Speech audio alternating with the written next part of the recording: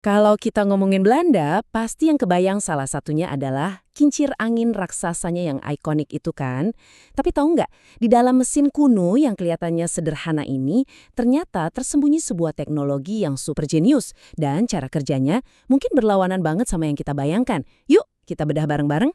Nah, ini dia paradoks utamanya yang bikin penasaran. Coba bayangin, kita lihat bangunan setinggi gedung 5 lantai, tenaganya dari angin.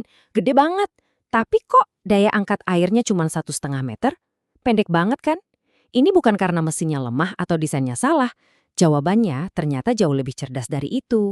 Untuk bisa ngerti, kita harus mundur dulu nih ke abad ke-17. Jawabannya itu bukan soal kelemahan, tapi justru soal pemahaman fisika yang mendalam dan keterbatasan material yang ada pada zaman itu.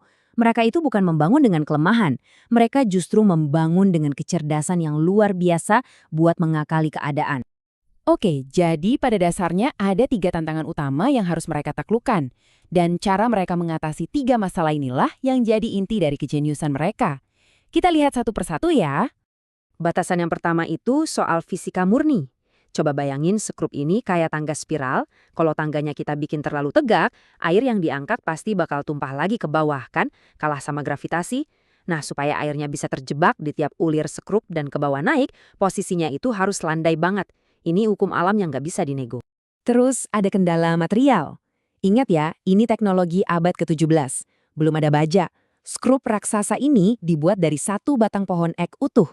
Nah, untuk ngangkat air setinggi 5 meter, dengan sudut yang landai tadi, panjang skrupnya harus lebih dari 10 meter. Batang kayu sepanjang itu, ditambah beban air yang super berat, wah udah hampir pasti bakal melengkung, atau lebih parahnya patah. Gagal total.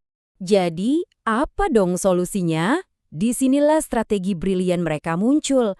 Para insinyur Belanda ini mikir, tujuan utama kita itu bukan buat ngangkat air setinggi mungkin, tapi buat mindahin air banjir sebanyak mungkin dan secepat mungkin. Jadi mereka lebih mentingin volume daripada ketinggian. Prinsipnya, biar pendek, asal banyak. Solusinya jenius banget. Molengkang. Atau gampangnya kita sebut sistem estafet. Daripada pakai satu skrup super panjang yang berisiko patah, mereka pakai serangkaian skrup yang lebih pendek tapi lebih kuat. Bayangin aja kayak beberapa eskalator pendek yang berbaris. Kincir A angkat 1,5 meter, terus airnya dioper ke kincir B, yang angkat 1,5 meter lagi. Gitu terus. Efektif, aman, dan buktinya bisa tahan ratusan tahun. Oke, dari masa lalu sekarang kita lompat ke masa kini. Kita lihat gimana desain kuno ini bertransformasi total. Dari era kayu, kita sekarang masuk ke era full metal. Dan perubahannya drastis banget. Bedanya tuh jauh banget. Skrup modern udah nggak lagi pakai kayu padat yang beratnya minta ampun. Sekarang, mereka pakai pipa baja yang dalamnya kosong, jadi jauh lebih ringan, tapi luar biasa kaku dan kuat. Ini lompatan kuantum dalam ilmu material. Nah, ini nih salah satu poin paling krusial. 5 mm. Cuma segitu celah antara ulir skrup baja modern dengan dinding beton di sekelilingnya. Tingkat presisi kayak gini tuh mustahil banget dicapai pakai kayu. Artinya apa? Air yang bocor atau balik lagi ke bawah itu minimal banget, yang bikin efisiensinya meroket. Pertanyaan bagus kan? Dengan semua pompa sentrifugal dan teknologi canggih yang kita punya, apa skrup Archimedes ini cuma jadi pajangan di museum aja? Jawabannya mungkin bakal bikin Anda kaget. Tapi sebelum kita jawab itu, kita perlu ngerti dulu fisika dasar di baliknya. Apa sih yang bikin skrup ini begitu efektif dan awet, mau itu terbuat dari kayu atau dari baja sekalipun? Ini dia konsep kuncinya. Skrup ini tuh kerjanya bukan kayak bor yang mendorong sesuatu. Justru sebaliknya, waktu skrupnya berputar, setiap celah di antara ulirnya itu berfungsi kayak ember kecil yang nangkep sejumlah air. Putaran skrupnya kemudian membawa ember-ember berisi air ini naik secara berurutan. Jadi ini mekanisme pengangkut, bukan pendorong. Jenius kan? Jadi, ada 3 aturan main dalam desainnya. Semacam resep rahasia gitu. Pertama, kalau mau mindahin air lebih banyak, perbesar diameternya. Kedua, biar airnya nggak tumpah, jaga kemiringannya tetap landai. Idealnya di bawah 30 derajat. Dan yang terakhir, putarannya itu harus pelan dan stabil. Keseimbangan dari 3 hal inilah rahasia efisiensinya. Dari ketiga variabel itu ada satu yang jadi rajanya, diameter.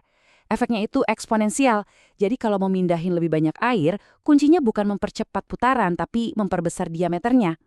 Gampangnya, kalau diameter digandakan, volume air yang bisa dipindah itu bisa melonjak sampai 8 kali lipat. Sudut kemiringan juga sama krusialnya. Lihat aja grafik ini. Di sudut ideal 30 derajat, efisiensinya 100%. Tapi kalau kita nekat naikin sudutnya jadi 45 derajat biar lebih tegak, kapasitasnya langsung anjlok lebih dari setengah. Ini bukti saintifik kenapa para insinyur Belanda dulu patuh banget sama aturan sudut landai. Terus, seberapa kuat versi modernnya? Satu sekrup baja raksasa modern itu bisa memindahkan 4.000 liter air setiap detiknya. Biar kebayang ya, itu sama aja kayak ngosongin satu kolam renang ukuran Olimpiade cuma dalam waktu sekitar 10 menit. Kekuatan yang luar biasa. Nah, ini membawa kita kembali ke pertanyaan tadi. Apa teknologi ini usang? Jawabannya, sama sekali tidak. Malah, untuk beberapa aplikasi yang sangat penting, sekrup Archimedes ini masih jadi raja yang tak terkalahkan. Coba kita adu langsung aja. Pompa modern itu bagus banget buat menghasilkan tekanan tinggi, tapi kelemahannya gampang banget tersumbat sama kotoran atau sampah. Plus, putarannya yang super cepat itu bisa berbahaya buat satwa air. Nah, sekrup Archimedes, dia jagonya mindahin air kotor dalam volume super besar.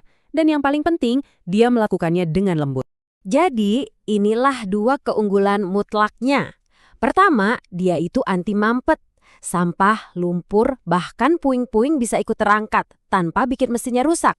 Ini vital banget untuk pengendalian banjir dan pengolahan air limbah. Kedua, dia ramah ikan. Karena putarannya pelan dan lembut, ikan dan biota air lainnya bisa lewat dengan selamat tanpa terluka.